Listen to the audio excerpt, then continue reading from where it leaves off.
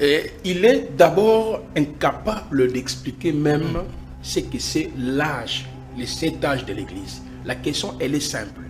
Est-ce que dans l'Apocalypse chapitre 1er, chapitre 2e, chapitre 3e, le mot âge de l'Église existe? N'existe pas.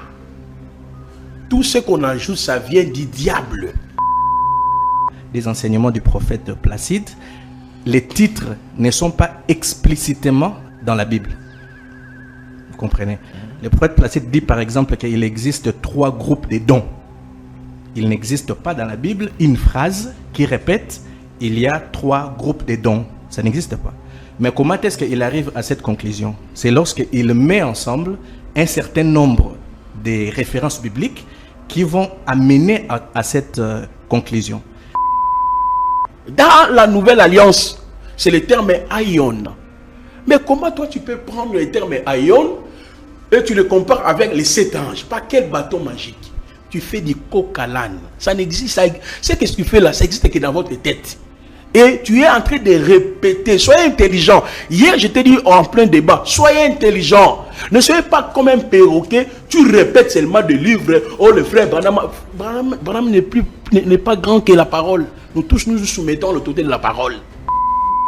Et lorsque Branham dit l'âge de l'église d'Éphèse, l'âge de l'église de Smyrne, de Pergame, de Thyatire, ça veut dire quoi? Ça veut dire qu'il y a une période sur la terre qui correspond aux caractéristiques écrites dans l'épître, dans la lettre envoyée à l'église locale d'Éphèse. Quand je t'écoute, tu t'exprimes bien en français, mais tu es envoûté. Parce que comment toi tu lis clairement ici, là. Le mystère de cette étoile que tu as vu dans ma main droite et de ces chandeliers d'or. Les 7 étoiles sont les 7 âges ou les 7 anges de l'église. Tu es déjà KO. En matière de théologie, on parle de l'inspiration. Branham s'est fortement inspiré. Pourquoi j'ai dit ça? Le prophète Placide parle du nom nouveau de Christ, Yehoshua, etc. C'est un mouvement non plus. Il n'a pas commencé avec ça. Dois-je dire que le prophète Placide, c'est un plagiaire? Nous sommes dans l'Apocalypse chapitre 1er. Apocalypse chapitre 1er. Il est écrit dans le verset 12-13. Je vais lire. La parole nous dit, je me retournai pour connaître quelle était la voix qui me parlait, et après m'être retourné, j'ai vu ces chandeliers d'or. Au milieu de ces chandeliers, quelqu'un qui ressemblait à un fils d'homme vêtu d'une longue robe. J'anticipe pour lui le verset 11. Regardez très bien.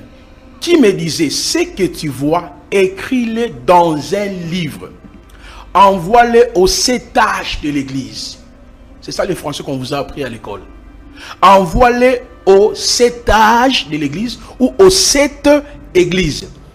Messieurs, maintenant on commence à citer à Éphèse, à Smyrne, à Pergame, à Thyatire, à Sardis, à Philadelphie et à Laodicée. Maintenant toi tu viens, tu fais la honte. N'est-ce pas? Je ne vais pas citer le nom de l'université, mais tu fais la honte de là où tu as appris. Parce que ici, l'ange qui révélait ce livre à l'apôtre Jean est plus sage et éloquent.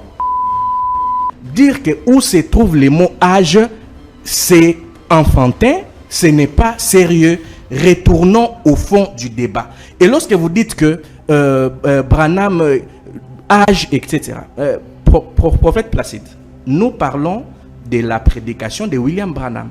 Donc, il faut comprendre qu'est-ce que William Branham attend par âge. Comment est-ce qu'il définit âge et comment est-ce qu'il le développe. J'ai dit que nous croyons tous que Dieu est omniprésent, omniscient, omnipotent. Cette phrase-là n'existe pas dans la Bible, mais on peut prouver dans la Bible. Nous disons que l'Église ne va pas passer par la tribulation, elle va être enlevée avant. Cette phrase n'existe pas dans la Bible. Que tout homme soit reconnu menteur, que Dieu seul soit véridique. Tu es un grand menteur.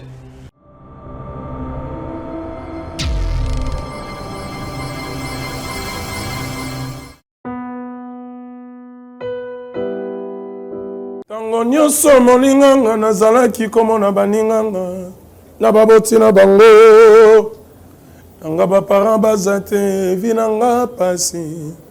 Est-ce que koko fait la baboti ezali sumu? Kozanga baboti est-ce que ezali sumu? Voilà, na ko pesa bino message. L'orphelinat Christ rédempteur. Et ana posa lisungi na bino. Tala musala munene zo sala pona bana. Tala musala munene zo sala pona bana oyo.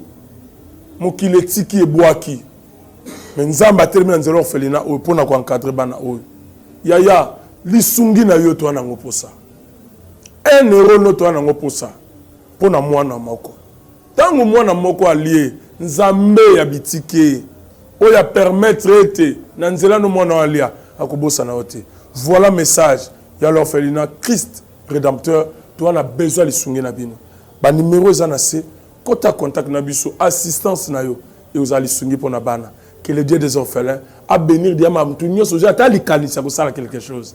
Peut sali yango zamba pambola bino.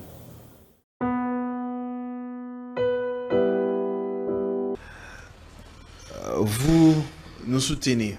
Merci beaucoup, très chers téléspectateurs. Abonnez-vous et partagez le lien à ceux qui n'ont pas l'information. Ça ferait aussi du bien d'agrandir, que la communauté grandisse, quoi. Aujourd'hui, nous abordons un sujet très intéressant parce que nous sommes à la quête de la vérité. La vérité doit se savoir, toujours avec la Bible comme soubassement. Nous parlons aujourd'hui des 7 âges de l'Église. A-t-il un fondement biblique ou encore il a été tout simplement fabriqué d'une certaine façon? Les avis des hommes de Dieu sont partagés dans le milieu religieux. Je reçois pour vous 2 invités. Mon tout premier invité qui nous fait honneur d'être avec nous aujourd'hui, lui c'est le frère Patrick Santou, à qui je dis shalom et bienvenue. Shalom. Je parie que tout va bien. Oui, tout va bien par la grâce de Dieu. Très bien. Alors mon deuxième invité, vous le connaissez très bien. Il a l'habitude d'être ici sur ce plateau. C'est le prophète Placide Massessi, à qui je dis shalom et bienvenue, prophète. Shalom, messieurs les journalistes. Que la paix et la grâce de notre Yahvé vous soient totalement multipliées. Je parie que l'œuvre évolue très bien, prophète. Par la grâce de Eloa, tout va bien. Très bien. Alors, mesdames et messieurs, le décor est planté. Nous avons 2 serviteurs de Dieu avec lesquels nous allons devoir aborder ce sujet tant difficile, sur les 7 âges de l'Église. J'aimerais plutôt ouvrir cette émission avec le frère Patrick. Par rapport aux 7 âges de l'Église, frère Patrick, je parie que vous vous sentez bien. Oui, je vais très très bien. Vous n'êtes pas un peu bousculé par le prophète Placide? Un peu, oui, puisque quand on se tient devant les prophètes Placides, il faut savoir avoir les 2 pieds sur terre, sinon vous allez recevoir des gifles. Très bien.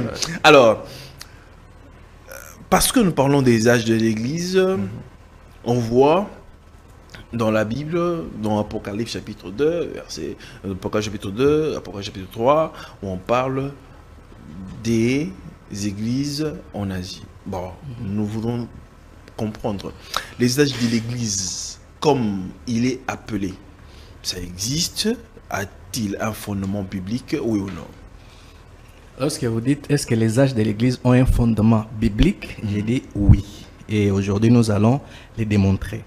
Mais si vous posez la question, comme la question qui revient souvent par les prophètes Placides, montrez-nous dans la Bible où est-ce que c'est écrit âge de l'Église.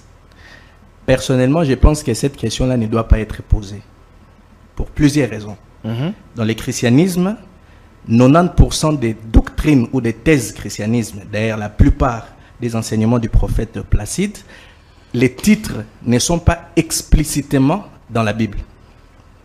Vous comprenez? Le prophète Placide dit par exemple qu'il existe 3 groupes de dons. Il n'existe pas dans la Bible une phrase qui répète il y a 3 groupes de dons. Ça n'existe pas. Mais comment est-ce qu'il arrive à cette conclusion? C'est lorsqu'il met ensemble un certain nombre de références bibliques qui vont amener à cette conclusion. Nous disons tous, et il l'a dit d'ailleurs, j'avais suivi son débat avec le pasteur Mbota de Brazzaville sur la divinité, où il a dit quelque part que le Seigneur Jésus-Christ est 100% homme, 100% Dieu. Et nous le disons tous. Cette phrase-là n'existe pas dans la Bible. Il n'existe nulle part. Ah, là, c'est le Bible. prophète Placide qui soutient. Nous le croyons aussi, je crois. Non, vous avez dit sur le plateau du télé avec. Oui, il avait dit quelque chose de comme ça. Donc Okay. Jésus-Christ est homme et aussi Dieu. Vous comprenez. Mais cette phrase n'existe pas dans la Bible. Mais l'on peut arriver à cette conclusion lorsqu'on met ensemble une succession de références bibliques. C'est de la même manière que l'on doit procéder avec les 7 âges de l'Église. Donc il ne faut pas demander, puisque nous disons aussi que Dieu est omnipotent, omniprésent, omniscient. Cette phrase n'existe pas dans la Bible. Vous comprenez. Mais on peut, à travers la Bible, prendre des références et puis on aboutit à cette conclusion-là. Et ça, c'est pour beaucoup des doctrines de la Bible. Donc cette question, pour moi, n'est pas théologique, n'est pas... Voilà, ça ne se soutient pas. Maintenant, lorsqu'on entre dans cet enseignement sur les 7 âges de l'Église, la première des choses à faire, il faut comprendre, dans l'idée de William Branham, c'est quoi âge? Comment est-ce qu'il explique les mots âge? Et comment est-ce qu'il applique cette logique-là dans la parole? Et je pense que si on se met d'accord dans la définition, on va orienter les débats de façon positive. Que veut dire âge? Je vais chuter peut-être par là. Après voilà. Que veut dire âge? Il y a 2 sortes de l'âge. Il y a l'âge biologique, l'âge personnel. J'ai 12 ans, j'ai 20 ans, j'ai 40 ans. Comprenez? Cet âge-là, ça traduit ton existence sur la terre, le nombre d'années que tu as passé sur la terre. Il y a deuxième définition de l'âge qu'on appelle l'âge chronologique ou l'âge historique. Et cet âge-là, ce n'est pas une personne. Vous comprenez? C'est une période. Et pas seulement période, retenez bien, c'est une période qui est marquée par des événements. Je donne un exemple. Aujourd'hui, là, 21e siècle, nous sommes dans l'âge du numérique. Ça veut dire quoi l'âge du numérique? C'est une période du temps dans laquelle les moyens de communication sont digitalisés. Vous comprenez? Lorsque nous parlions, à l'école, on nous parlait de l'âge de la pierre taillée, ce n'était pas une personne. C'était une période pendant laquelle les hommes utilisaient la pierre. Il y avait par exemple l'âge du bronze, etc. Et récemment, il y avait l'âge industriel. Donc, ce sont des périodes qui sont marquées.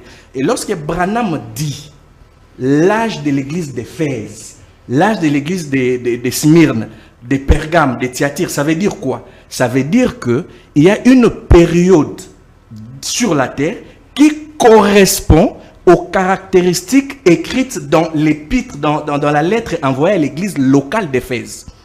Je ne sais pas si vous m'avez compris. Très bien. Donc lorsque vous lisez Apocalypse chapitre 2, la lettre écrite à l'église locale, c'était une église locale à Éphèse. Dans cette lettre-là, il y a des caractéristiques. Vous comprenez? Ce sont des caractéristiques pour les croyants de cette église-là. Et Branham dit qu'il y a eu un moment dans l'histoire où l'église corps de Christ sur la terre, correspondait aux caractéristiques de cette lettre-là. Et il appelle cette période-là l'âge d'Éphèse. Je ne sais pas si vous m'avez compris. Très bien. De la même manière, on dit l'âge de bronze, c'est caractérisé par ces métaux-là, le bronze. De la même manière, lorsque Branham dit âge de Laodicée, il dit que maintenant, là, nous sommes dans la période qui correspond aux caractéristiques écrites à Apocalypse chapitre 3. Maintenant, nous devons rentrer dans Apocalypse chapitre 2 pour voir qu'est-ce qui est écrit dans cette lettre-là, puisque nous disons que cette lettre-là correspond à un statut spirituel de la première période de l'Église. Et nous allons voir dans les épîtres de Paul, dans les épîtres de Pierre, si ce qui est dit dans cette lettre-là correspond oui ou non. Je pense que c'est comme ça qu'on doit orienter les débats. Très bien, merci beaucoup frère Patrick pour cette introduction magistrale. Prophète Placide, vous avez suivi le frère Patrick, comment il a fait son exposé. Alors, s'agit-il des 7 églises d'Asie mineure ou bien des 7 âges de l'église avec des références bibliques et nous prouver aussi, prophète Placide? Vous avez 5 minutes. Merci, monsieur le journaliste. Je salue aussi mon co-débatteur, monsieur Patrick. Je trouve que c'est un monsieur courageux. Mais ce soir, je vais l'enseigner parce qu'à la table déjà de son exposé, j'ai repéré au moins 35 contradictions. 35 je vais relever ça, vous allez comprendre. Et il est d'abord incapable d'expliquer même ce que c'est l'âge, les 7 âges de l'Église. La question, elle est simple. Est-ce que dans l'Apocalypse chapitre 1er, chapitre 2e, chapitre 3e, le mot âge de l'Église existe? N'existe pas. Tout ce qu'on ajoute, ça vient du diable. Les 7 âges de l'Église n'existaient pas et n'existera jamais. Écoutez d'abord ce que la Bible nous dit et je vais vous expliquer où est-ce que Branham a pris cette théorie-là. Ça n'a rien à voir avec la révélation. Cependant, c'est justement une confusion totale. Regardez. Nous sommes dans l'Apocalypse chapitre 1er. Apocalypse chapitre 1er.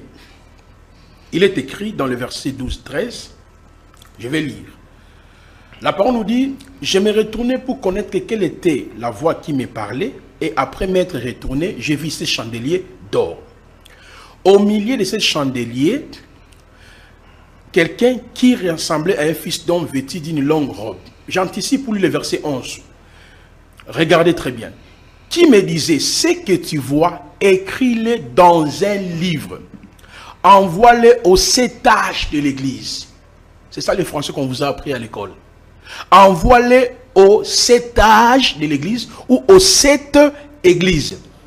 Messieurs, maintenant on commence à citer à Éphèse, à Smyrne, à Pergame, à Thyatire, à Sardis, à Philadelphie et à Laodicée. Maintenant toi tu viens, tu fais la honte. N'est-ce pas?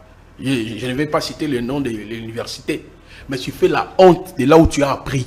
Parce que ici, l'ange qui révélait ces livres à l'apôtre Jean est plus sage et éloquent. Même tu veux faire dire à notre créateur, Yahvé Elohim Baruch Ata Adonai, Elohenu Melecha Olam, c'est un illettré. Ici, la parole dit explicitement, mais c'est les journalistes, on doit être sage. Donc, toi, tu prends ta pensée, tu veux maintenant l'insérer dans la parole. Je retiens, monsieur. Le verset 11. Qui me disait, ce que tu vois, écris-le dans un livre, envoie-le aux 7 âges de l'Église. Que tout homme soit reconnu menteur, que Dieu seul soit véridique. Tu es un grand menteur. Écrit à l'âge de l'Église de l'Éphèse. C'est ça, non? Écrit à l'âge de l'Église de Pergame. Papa, on parle des 7 églises. Voilà pourquoi les 7 églises sont représentées aux 7 chandeliers d'or. Les 7 anges de cette église sont représentés aux 7 étoiles. Qui explique ça? Nzambe Imoko. Osamuta frère Patrick. Regardez. Le verset 19 de l'Apocalypse chapitre 1er. Écris donc les choses que tu as vues et celles qui sont et celles qui doivent arriver après elles. Le mystère de 7 étoiles que tu as vues dans ma main droite et de 7 chandeliers d'or. Les 7 étoiles sont les 7 âges de l'église. Mon frère, quand je t'écoute, tu t'exprimes bien en français, mais tu es envoûté. Parce que comment toi tu lis clairement ici, là. Le mystère de 7 étoiles que tu as vu dans ma main droite et de 7 chandeliers d'or. Les 7 étoiles sont les 7 âges ou les 7 anges de l'église. Tu es déjà KO. Maintenant, cet enseignement-là qu'il est en train de dire, déjà, après le départ de Yahushua, 300 ans, il y a eu quelqu'un qui a enseigné ça. Déjà là, nous sommes au 2e siècle. Ce n'est pas un enseignement nouveau. Le monsieur qui l'a enseigné s'appelait Victorinus de Pétao. C'est lui qui fut le premier à propager cet enseignement. Il faisait la confusion entre les 7 anges de l'église et les 7 âges de l'église. C'est ce que Branham a repris. Comme Branham il lisait beaucoup, il a repris ça pour pouvoir dire que c'est lui qui est l'ange de l'église de Laodicée. Alors même si la définition, parce que le frère ici, je pense que quand il était à l'école, il mentait beaucoup. Hein. Regardez la définition qu'il a donnée ici. L'âge. 2 minutes, hein, prophète. Merci beaucoup. J'ai une Bible hébraïque. Ça, c'est la Bible hébraïque qu'on appelle les Tanakh ou les Tanakh. Il y a 2 termes hébreux pour définir ce qu'on appelle âge. J'ai écrit tout un livre sur le livre d'Apocalypse. À partir du chapitre 1 jusqu'au chapitre 22. Je vais lui donner les livres. Tu vas voir que ce que tu lis de ton prophète là, il n'a rien dit sur l'Apocalypse. Il ne faisait que le plagiat. Regardez, il y a deux termes hébraïques. Les termes qu'on appelle olam. Les termes qu'on appelle d'or. Les termes olam et les termes d'or. Par exemple, olam veut dire quoi? Durée, longue, éternité, temps indéfini. Le mot olam est l'un des mots les plus importants. Il peut signifier éternité, temps ancien, durée, infini, temps caché, âge lointain. Je n'ai pas le temps de lire tous les passages ici.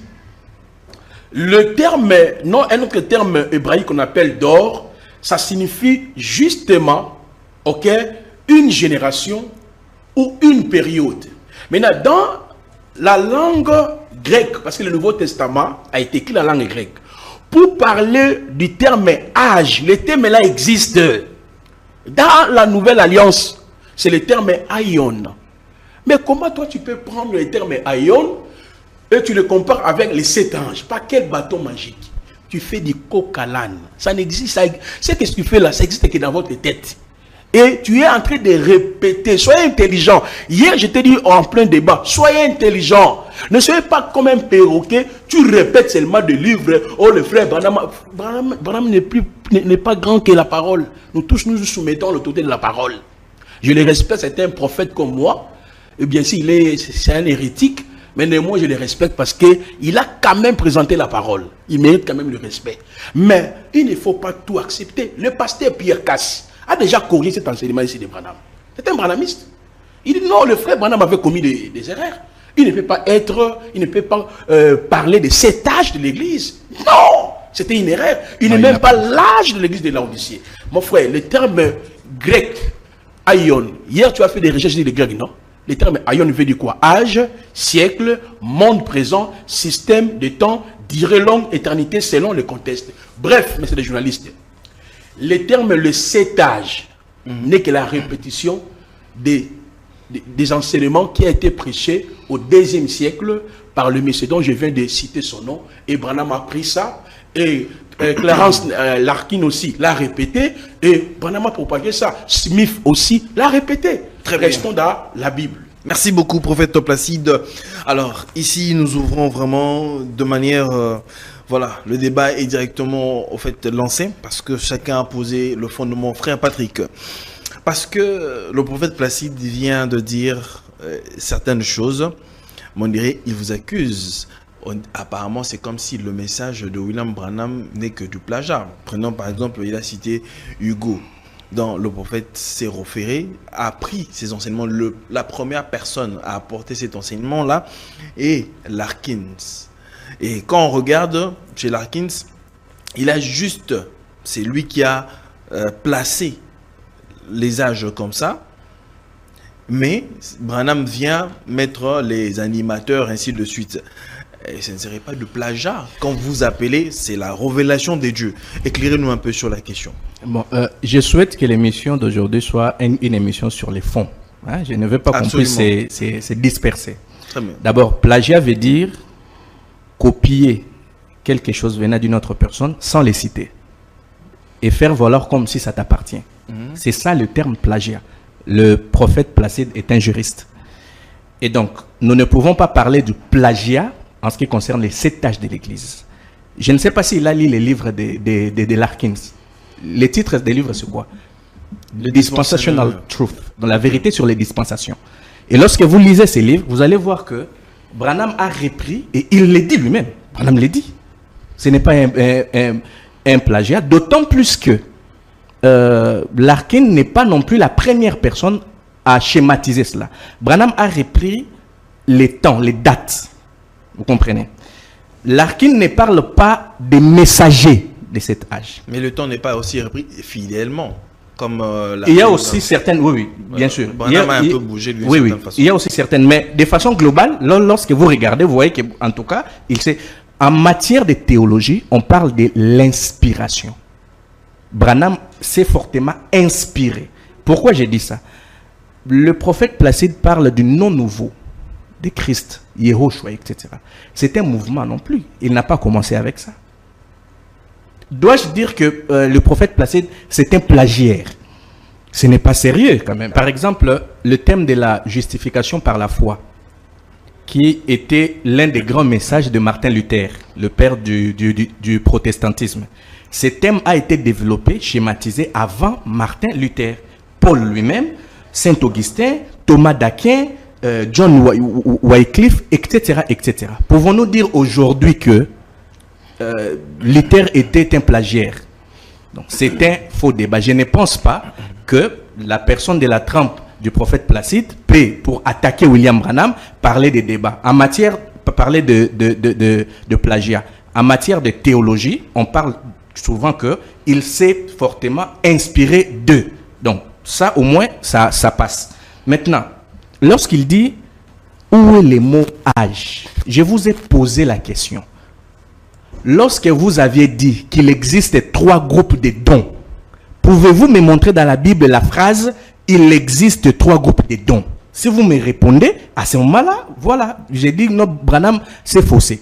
Pourquoi vous ne pouvez pas répondre? Parce que dans le christianisme, dans la prédication, il y a des thèmes et on va mettre ensemble beaucoup de références bibliques qui vont aboutir à ces thèmes-là. J'ai dit que nous croyons tous que Dieu est omniprésent, omniscient, omnipotent. Cette phrase-là n'existe pas dans la Bible, mais on peut prouver dans la Bible. Nous disons que l'Église ne va pas passer par la tribulation, elle va être enlevée avant. Cette phrase n'existe pas dans la Bible, mais on peut le prouver dans la Bible. Donc, dire que où se trouve le mot âge, c'est enfantin, ce n'est pas sérieux. Retournons au fond du débat. Et lorsque vous dites que Branham, âge, etc., prophète Placide, nous parlons de la prédication de William Branham.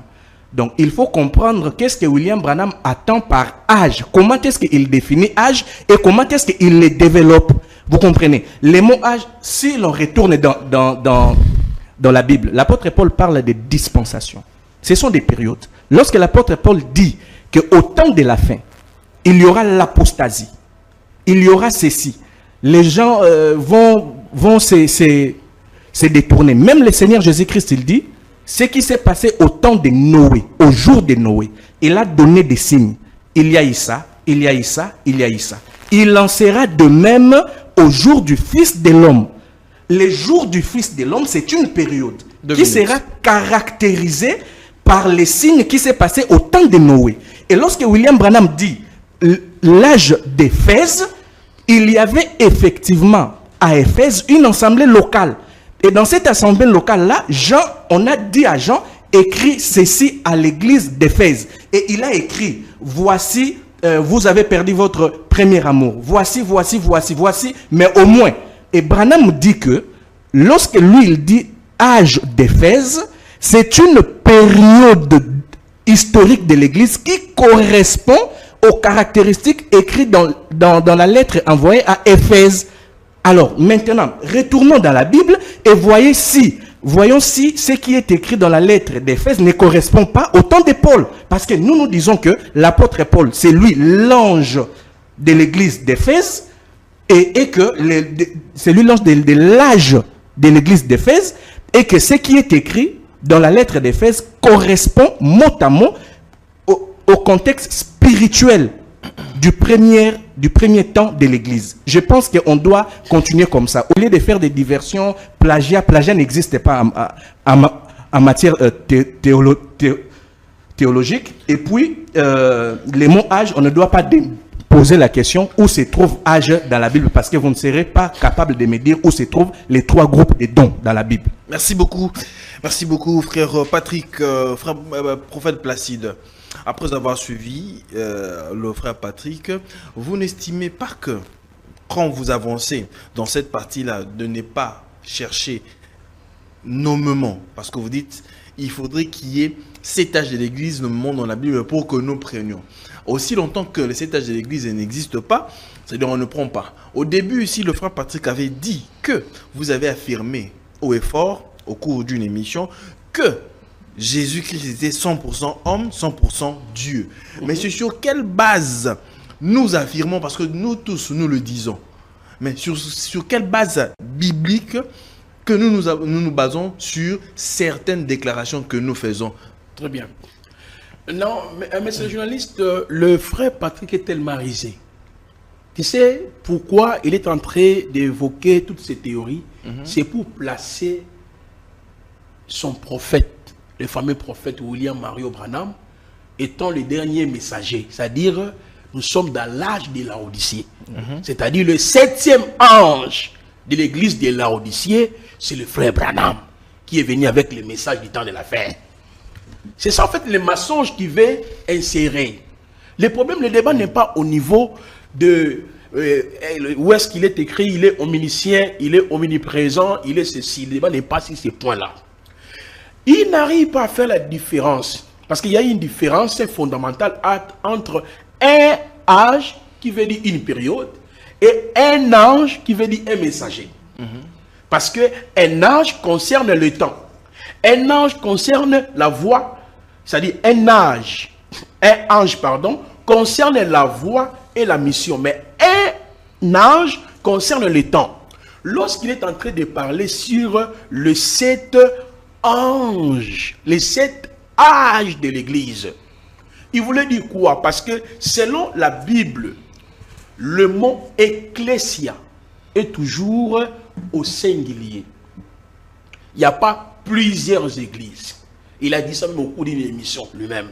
L'église, c'est le corps de Jésus-Christ. Colossiens chapitre 1, le verset 18. Yehoshua est la tête de l'église. Et l'église est son corps. Et nous ne sommes que des membres de l'église. Maintenant, lui, quand il parle des 7 âges de l'église, il veut parler de 7 périodes différentes de l'église. Absolument. Ce sont les 7 périodes d'une seule église. Non, ne prends pas mes mots. Restez dans tes expressions, monsieur. Il ne faut pas voler mes expressions. Les 7 périodes de l'église. De l'église. En réalité, l'église, c'est le corps de Christ. L'église, d'abord, dans sa nature, elle est invisible.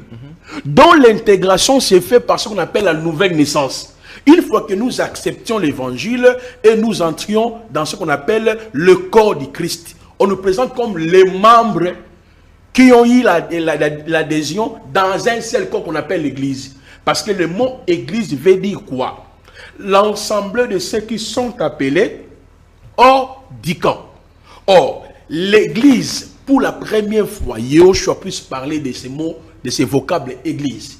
Bien sûr, le vocable ecclésia existait bel et bien dans l'Antiquité, dans la culture gréco-romaine. Quand on parlait de l'ecclésia, c'était une assemblée cosmopolite où on voyait les citoyens romains et grecs qui se réunissaient hors de la cité.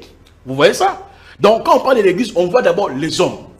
Et cependant, lorsque Yehoshua est arrivé, dans Jean chapitre 6 et dans Matthieu chapitre 16, il a posé la question pour savoir ce que les gens disaient sur son sujet. Il y a eu des réactions mitigées dans le chef de ses apôtres. Et l'apôtre Pierre, l'apôtre Pétros, ayant été poussé par l'esprit, il va dire, tu es le Haben Elohim, c'est-à-dire le Fils de Dieu.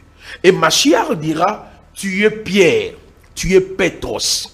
Sur ces Pétra, troisième vérité, je bâtirai. Quatrième vérité, mon église, mon église.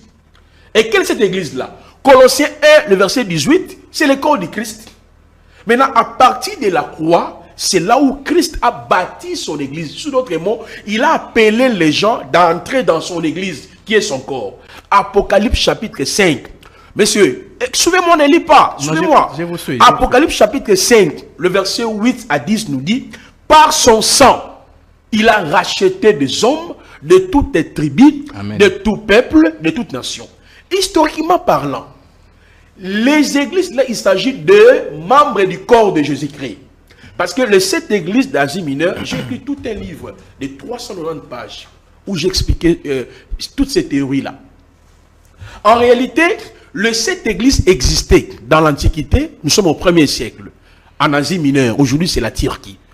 Voilà pourquoi on dit écrit à l'âge ou quoi? Écrit à, regardez bien, écrit, je prends Apocalypse 1, le verset 20. Les 7 étoiles sont les 7 étoiles sont les anges de cette église. Ou bien, les 7 étoiles sont les 7 âges de l'église. C'est une bêtise, mon frère. Respectons d'abord ce qui est écrit. Tu es un incrédule, tu ne respectes pas ce qui est écrit. Tu veux ajouter dans la parole comme Satan avait ajouté. Il a dit à Ève, Dieu a-t-il réellement dit?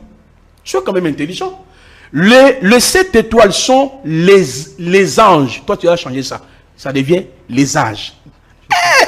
Si tu étais professeur, tu es un mauvais professeur. Vous voyez, un professeur, avant de dispenser les enseignements, il ne prend même pas le temps de lire, de préparer son enseignement. Il vient directement, il vous dit, vous savez, les 7 étoiles sont les 7 âges de l'église. C'est le mystère, c'est la révélation. Non, moi, étant que ton élève, je dirais, papa, moi, je lis ici.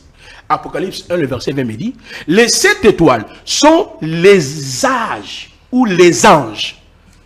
Comment mon professeur n'arrive pas à faire la différenciation entre les mots âge et ange? Ça te complique comment, professeur? Hein? Toi, tu ne sais pas qu'il y a une différence entre les mots angelos, qu'on appelle, n'est-ce pas, ange ou messager, et aion. Il faut noter ça. Élève maintenant ta scène parce que tu es un mauvais professeur. Regardez. Apocalypse chapitre 2, le verset 1. 2 minutes. Écrit à l'ange ou l'âge. Je ne sais pas si... je ne comprends pas, professeur. C'est écrit comment dans ta Bible? Si tu peux lire. Est-ce que tu peux lire d'abord? C'est mon professeur. Lisez, non? Écrit à l'ange de l'église. Non, c'est à l'âge de l'église. Non, c'est écrit à l'ange de l'église. Non. Lui nous a pris ici sur ces plateaux. Il s'agit de 7 âges. Donc les messages sont adressés aux 7 âges. Professeur, c'est pas ça votre leçon? Si tu peux lire avec moi, peut-être que moi j'ai mal lu. J'ai une autre Bible. Voilà comment ton élève est en train de te corriger. Tu es un mauvais professeur. Regardez. Apocalypse 2, le verset 1. Écrit à l'ange de l'église, Angelos d'Éphèse. Mais lui, il a changé. Il a dit écrit à âge de l'église.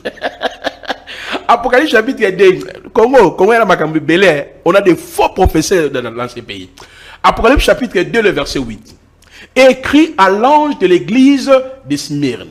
Apocalypse chapitre 2, le verset 12. Écrit à l'ange. Parce que même moi-même, je suis perdu. Je ne sais pas si je dois dire ange ou ange. Donc, je suis perdu. C'est pour vous dire que ce que tu veux dire là, soyez clair. Il ne faut pas aller se cacher devant le texte biblique. Qu'est-ce que vous comprenez sur les 7 âges de l'église? Présente-nous cet enseignement-là. Maintenant, qui sont? Parce que la question, monsieur le journaliste, fait poser cette question. Qui sont alors les 7 âges de cette église en question? Parce que la Bible parle de 7 anges. Lui, il les a remplacés par âge. Oui, on accepte, monsieur le professeur. Maintenant, tu peux me citer le nom de ces 7 âges de cette église? Quelle théorie bidon comme ça? Merci beaucoup, prophète Placide. Nous sommes en train d'évoluer, mesdames et messieurs, au cours de cette émission. Comme je dis, nous sommes à la quête de la vérité. Nous devons faire parler les Écritures. Alors, frère Patrick a des arguments qui trouvent contraire au prophète Placide, dont le prophète Placide estime aussi que le frère Patrick n'a pas totalement raison. Frère Patrick, en suivant le prophète Placide, il a dit que vous avez falsifié les choses. Et qu'au lieu de dire une chose, vous changez le sens. Moi, je dis toujours que lorsque vous critiquez une personne, c'est mieux de la lire. William Branham a prêché les 7 âges de l'Église comme un document, un livre. Et avant ça, il a prêché. Il y a aussi notre brochure de la prédication. Les 7 âges de l'Église. Il a écrit et puis il a prêché.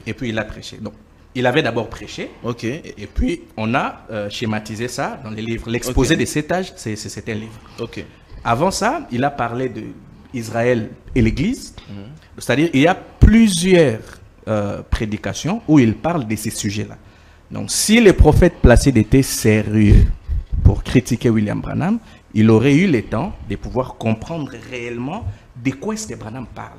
Parce que moi, j'ai en face de moi quelqu'un qui est tout à fait ignorant de la théologie de Branham sur les sujets. Okay. Vous comprenez? Lorsqu'il parle qu'il n'existe pas des églises, les mots église au pluriel. Oui. Si nous lisons 1 Corinthiens chapitre 14, verset 34, déjà dans 33, l'apôtre Paul dit « Comme dans toutes les églises des saints, que les femmes se taisent. » Ici, il parle des églises locales. Et j'avais expliqué hier que il existe effectivement, il n'y a qu'une seule église comme corps de Christ, et cette église-là se manifeste de manière locale, c'est-à-dire lorsque les croyants se réunissent quelque part. Et cette église-là, c'est une église locale. Et j'ai dit ici que dans l'Asie mineure, et même si on parle géographiquement, parce que c'est pour cela qu'on va voir que la Bible est très précise. Hein. Lorsque vous entrez en Turquie, vous commencez par Éphèse. Donc, il y a vraiment Éphèse, Smyrne, Pergame, Thyatire, Sardes, Philadelphie, Laodicée. Vous comprenez? Et j'ai dit ici que Apocalypse chapitre 2 parle effectivement, il y a des anges, des églises locales. Vous comprenez? Donc, dans ces régions-là, il existait 7 églises. D'abord, il n'existait pas que 7 églises. Il y avait plusieurs églises. Mais l'Esprit a choisi cette église-là parce qu'ils avaient des comportements. Et lorsque Branham lit Apocalypse 2 et 3, il dit que ces lettres-là, en réalité, ce sont des matrices prophétiques. C'est-à-dire, on va retrouver dans l'histoire de l'église sur la terre, avant, jusqu'au retour du Seigneur Jésus-Christ, des comportements ici. C'est pour cela Apocalypse a choisi ces églises locales. Très bien. C'était des églises locales et chaque église avait un ange. Vous comprenez? Maintenant, la nuance de Branham, c'est que lorsque lui, je vais encore répéter, puisque je souhaite que l'on puisse entrer dans les sujets. Lorsqu'il parle de âge de l'église d'Éphèse, il dit, ça veut dire quoi âge de l'église d'Éphèse? Ça veut dire que l'église sur la terre a des comportements, des caractéristiques que l'on trouve dans la lettre qui est envoyée à l'église locale d'Éphèse. Vous comprenez? Donc, lorsque nous regardons, par exemple, l'âge de l'église de Laodicée, qu'est-ce qui est dit l'église? Branham dit que les caractéristiques qui se trouvent dans la lettre envoyée à Laodicée correspondent à l'état actuel du monde. Là, maintenant, nous sommes dans l'âge de Laodicée. Pourquoi? Parce que l'église se comporte comme ce qui est décrit dans la lettre envoyée à l'église locale de Laodicée. Okay. Lorsque vous lisez Apocalypse chapitre 3, on dit « Je suis à la porte, je frappe ». Et qu'est-ce que Branham dit? J'ai lu beaucoup de prédicateurs qui interprètent ces passages comme étant de la repentance. Non, frère. Jésus-Christ est mis en dehors de l'église. Vous comprenez? Il est en dehors de l'église. Il n'est pas dans l'église. Alors que l'apôtre Paul avait dit qu'au temps de la fin, il y aura l'apostasie. C'est quoi l'apostasie? C'est le rejet total de la parole. La parole, c'est Christ. Vous comprenez? Lorsqu'on dit, Branham dit non, maintenant là, Christ est mis en dehors. Donc nous sommes dans l'âge, c'est-à-dire nous sommes dans la période qui correspond aux caractéristiques de la lettre envoyée à Laodicée. Et regarde ce que Christ dit. C'est lui qui va ouvrir la porte. J'entrerai. Et regardez les mots qui est utilisé. Je vais souper. On n'a pas dit dîner, on n'a pas dit déjeuner. Il a dit je vais souper. C'est quoi le souper? C'est le repas du soir. Le soir, c'est la nuit. Nous sommes au temps de la fin. Vous comprenez? Donc, il doit y avoir un repas ce soir. Et lorsqu'on analyse tout ça là, il dit que non, nous sommes dans l'âge de Laodicée. Nous sommes dans la période qui correspond aux caractéristiques écrites dans la lettre de Laodicée. Qu'est-ce qui est compliqué à ça? C'est pour cela que je souhaite que l'on puisse entrer dans l'âge de Thyatire. Vous allez voir que c'est la persécution. Dans l'âge de Smyrne, la persécution. Et savez-vous que, puisque c'est quand même très important de lire l'histoire, tout ce qui s'est passé dans l'histoire de l'Église, lorsque les apôtres sont morts, le dernier apôtre est mort, qu'est-ce qui s'est passé ensuite? Quel a été le comportement? Le christianisme était une secte. Le christianisme, les gens voulaient tuer, les gens tuaient. Être chrétien, c'était synonyme de la mort, à un certain moment, dans l'Empire romain. Mais après des temps, un roi vient, il légalise le christianisme. Moi, ma question est de savoir, tout ce qui s'est passé dans l'histoire là, le Saint-Esprit n'avait pas vu ça avant. Or, Branham dit, toute l'histoire de l'Église jusqu'à aujourd'hui, le Saint-Esprit le savait, raison pour laquelle il est dit dans Apocalypse 2, écrit des choses qui sont, les choses maintenant là, et celles qui viendront après. Donc Jean était en train d'écrire des choses qui s'est passées maintenant et des choses qui viendront. Et je souhaite que l'on puisse débattre comme ça. Ça, au moins, c'est très précis. Merci beaucoup, frère Patrick. Prophète Placide, Oui. vous n'estimez pas que ce que le frère Patrick a dit ici est fondamental? Parce qu'il a dit, selon la description des églises de l'Asie mineure, telles que nous les connaissons, Éphèse, ainsi de suite, jusqu'à la Odyssée, et que ces églises-là ont correspondu la manière ou bien de la marche de l'église d'une certaine façon. Et qu'aujourd'hui, quand on voit la description, par exemple, de la Odyssée, comme le frère Patrick a dit, je lui ai posé la question si nous sommes dans quel âge. Il a dit nous sommes dans la Odyssée. Maintenant, quand on regarde le temps dans lequel nous sommes aujourd'hui, la manière de vivre des gens aujourd'hui est comparable quelque part quand on voit la description de la lettre de Paul à l'église de la Odyssée. Très bien. Ne trouvez pas qu'il a raison quelque part? Très bien, monsieur le journaliste. Au fait, je lui avais reproché d'un élément que j'avais dénommé la décontextualisation. Ok. OK? Avant d'appliquer un test dans notre époque, Très bien. il y a d'abord le principe basique, tel que la transculturation, la contextualisation. Sur le plan contextuel, ces églises ont bel et bien existé. Absolument. Parce qu'il est écrit à l'âge, écrit à l'ange de l'église. Vous voyez comment il m'a mis même ces mots-là dans ma tête. Alors, écrit, c'est vrai ici, c'est terrible ça.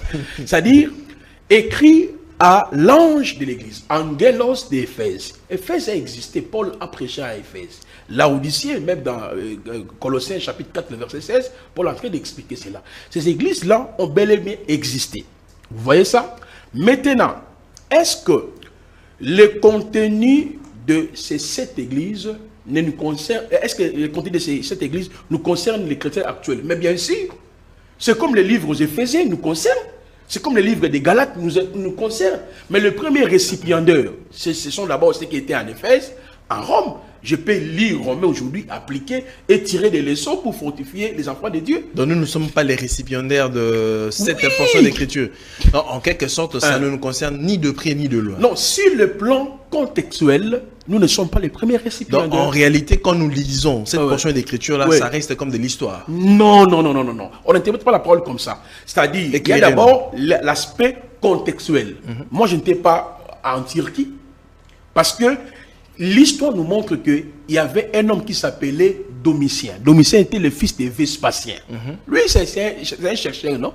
Et Domitien, quand il est venu, et qui était le fils de Vespasien, qui avait 2 fils, il y avait Titus, bien sûr, il avait beaucoup de fils, et puis de filles, mais ces 2 fils qui jouaient un grand rôle important dans l'Empire romain, il y avait celui qu'on appelait le général romain Titus et le Domitien. C'était des fils de Vespasien. Domitien, l'histoire nous montre qu'il a voulu qu'on puisse l'adorer comme Dieu, les reconnaître comme Dieu. Et l'apôtre Jean a été mené dans l'île Herche qu'on appelait Patmos. À cause de quoi? Parce que il est resté le dernier apôtre.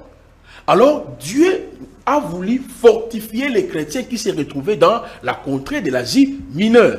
C'est pour cela que je dis, quand on interprète l'Apocalypse, c'est comme on interprète l'Éphésiens, Galates. Il y a d'abord le premier récipiendaire, messieurs. On ne peut jamais outrepasser ces principes-là. Mais comme moi aussi, je suis l'église du Seigneur, en lisant Éphésiens, je peux prendre des leçons dans ces livres-là pour pouvoir les adapter dans notre temps. De la même manière, quand je lis l'église de Laodicée, l'église de Philadelphie, l'église de Pergame, ou bien sûr, le contenu de ces écrits-là me concerne parce que je fais partie de l'église. C'est ça les 7 âges. Donc vous croyez les 7 âges? Non, laissez-moi. Tu as pris ton temps. Moi, je suis en train d'expliquer. Vous voyez, ce n'est pas seulement l'Apocalypse, c'est comme toute la Bible. Nous concerne, non? Moi, je crois à l'autorité absolue de la Bible. Mais je ne suis pas un ignorant. Je respecte l'aspect contextuel de cela. Par exemple, l'épître de Paul envoyé à Timothée. Toi, tu es Timothée. Tu n'es pas Timothée. Il a envoyé un Timothée, des Timothées. Pourquoi? Parce qu'il y a eu d'abord ça.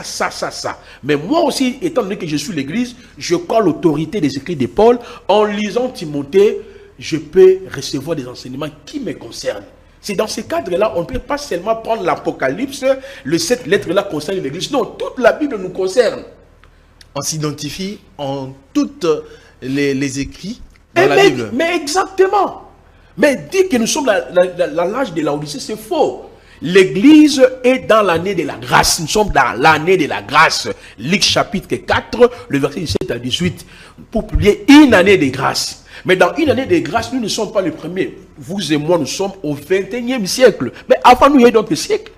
Il y a eu d'autres chrétiens, comme les chrétiens de l'Éphèse, comme les chrétiens de Pergame, comme les chrétiens de Thyatire. Je peux prendre les promesses qui concernent. Regardez, messieurs les journalistes. Est-ce que vous le savez fort et bien, monsieur Patrick? L'église existe sur la terre. Si elle est sur la terre, c'est pour 4 raisons majeures. La première raison, c'est pour la conquête des âmes. Conquérir le monde par la prédication de la croix. La deuxième raison d'être de l'existence de l'église sur la terre, c'est pour adorer Dieu. La troisième raison d'être de l'existence de l'église sur la terre, c'est pour mettre au service des autres les dons que chacun a reçus. La dernière raison d'être de l'existence de l'église sur la terre, c'est pour manifester le caractère de Dieu qu'on appelle le fruit de l'esprit. Et nous avons une finalité, c'est l'enlèvement. Nous avons une finalité, ce qu'on appelle le tribunal de Christ, le couronnement, le festin de l'agneau, le règne millénium. Maintenant, comment je peux, ma foi peut être, c'est-à-dire comment je peux consolider ma foi? C'est en lisant ce qui s'est passé à Éphèse, à Corinthe, à Thyatire, et ces écrits-là me concernent aussi. Je ne peux jamais les rejeter. C'est pour ça que la parole nous dit que nous sommes fondés sur l'enseignement des apôtres et des prophètes. Mais moi, c'est que je rétroque auprès, dans le chef de mon frère, le fait d'établir des âges, parce que a une pensée fallacieuse qui ne veut pas énoncer maintenant là. Il veut dire aux gens qui nous écoutent là, c'est Branham qui est l'âge de l'église de la Russie. Si je mens, je vais déchirer la Bible. Merci. Je mens ou je dis la vérité. Merci beaucoup, prophète Placide. Alors, nous entamons la dernière partie. Bestel, remets-moi un peu, remets-moi. Nous entamons la dernière partie des animateurs, qui est aussi un problème pour frère Patrick. Parce que quand nous observons, nous remarquons, par exemple, les premières personnes à parler de cet âge de l'église, des âges de l'église, n'ont pas mis les animateurs. Mais nous remarquons seulement que William Branham a placé les animateurs. Il y en a plusieurs. On a eu plusieurs hommes de Dieu à l'époque. Mais pourquoi avoir placé seulement ce genre de personnes comme animateurs alors qu'il y avait tant d'autres? C'est sur quelle base ou quel choix que William Branham place ces animateurs? Et aussi, pour finir, ces animateurs, on ne les retrouve pas dans la Sainte Bible. Oui, bien sûr. Lorsque... à part l'apôtre Paul. Du temps de Jean-Baptiste, on voulait savoir s'il est Élie. Ça veut dire, votre question, s'il se trouve dans la Bible. Très bien. Parce que les gens qui vivaient avec Jean-Baptiste, voilà, mais ce monsieur ici est en train de faire des trucs bizarres, il est en train de jeter les gens dans l'eau, etc. Mais qui est-il? Vous comprenez? Son nom n'était pas dans la Bible. Mais lorsqu'on lui a posé la question, d'ailleurs, es-tu Élie? Il a d'abord dit non. Bon, je ne sais pas s'il s'est trompé ou il a dit la vérité ou il a menti. Mais il s'est identifié. Je suis la voix de celui qui crie dans les déserts. Il s'est identifié dans la Bible. Ça veut dire que vous n'êtes pas obligé, un homme de Dieu n'est pas obligé de se retrouver dans la Bible. Du temps d'Élie, les prophètes, son nom n'était pas dans la Bible. Vous comprenez? Donc ça aussi c'est un faux débat. Maintenant, mais pour répondre à votre question, comment est-ce qu'il a fait?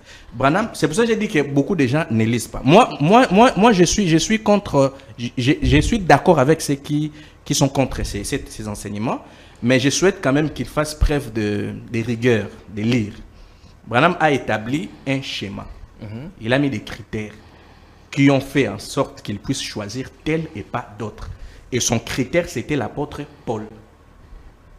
La personne qui doit être dans une période donnée, selon lui, dans sa lecture prophétique de la Bible et dans sa lecture, dans son analyse prophétique d'une période, qui sera la personne, l'ange, les messagers envoyés dans cette période-là, doit correspondre dans son ministère à Paul. Vous comprenez? Raison pour laquelle, lorsque vous lisez la vie d'Irénée, ce qu'il a fait, Irénée déjà s'opposait au clergé.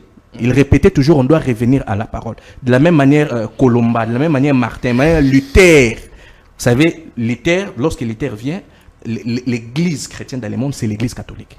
Très puissant. Très, très puissant.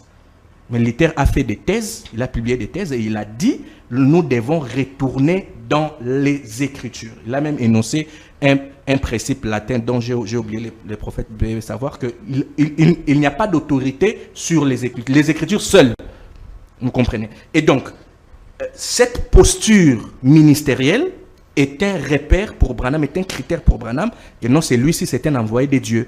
Et ça se passe pour tous les autres serviteurs. Maintenant, lorsque le frère, le prophète Placide dit que nous ne sommes que dans cette période ici, c'est l'année des grâces. Mais bien sûr, nous sommes d'accord que c'est l'année des grâces. Mais dans l'année des grâces, il y a des temps difficiles. Il y a des temps difficiles, dont la Bible parle. Vous aurez des temps difficiles. Nous sommes dans l'année des grâces. Dans l'année des grâces, il y a les jours du Fils de l'homme. Dans l'année des grâces. Vous comprenez? Donc ça veut dire que l'année des grâces est aussi séquencée. Nous sommes toujours dans l'année des grâces. Vous comprenez? Donc, moi, je peux même dire que le débat est terminé parce que le prophète Placide a accepté, en réalité, qu'on peut prendre quelque chose dans la Bible, on prend une lettre et puis on l'actualise ici. Mais c'est ça exactement les 7 âges de l'Église.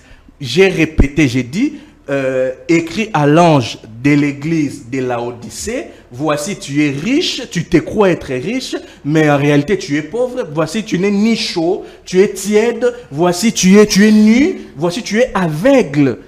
Vous comprenez? Que ce sont des caractéristiques actuelles de l'église. Lorsqu'un prophète analyse une période, il croit que, et on peut maintenant, moi mon souhait, c'est que l'on puisse prendre ces caractéristiques-là, les appliquer, comparer avec les restes de la Bible et voir pourquoi est-ce que Branham le dit. Et même lorsque la dernière question qu'elle m'a dit, mais je peux même déchirer ma Bible, est-ce vrai que ton but est de placer William Branham?